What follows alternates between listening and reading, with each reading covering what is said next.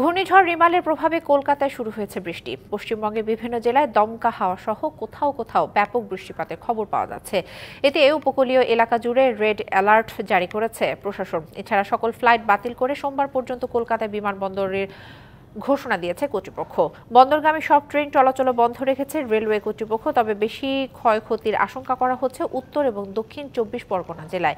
সুন্দরবন ঘেঁষা উপকূলীয় এলাকা হওয়ায় এখানকার বেশিরভাগ বাঁধ মাটির তৈরি, তাই জলোচ্ছ্বাস হলে বাঁধ ভেঙে যাবার শঙ্কা করছে প্রশাসন। তবে সর্বোচ্চ সতর্ক অবস্থানে থেকে ঘূর্ণিঝড় রিমাল মোকাবিলায় নানা প্রস্তুতির কথা জানিয়েছে ভারতের জাতীয় দুর্যোগ ব্যবস্থাপনা কর্তৃপক্ষ।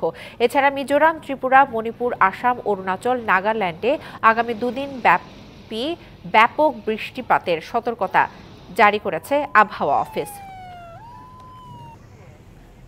নগদে 500 টাকা বা তার বেশি পেমেন্টে পেতে পারেন ঢাকায় জমিসহ 20 কোটি টাকার পুরস্কার।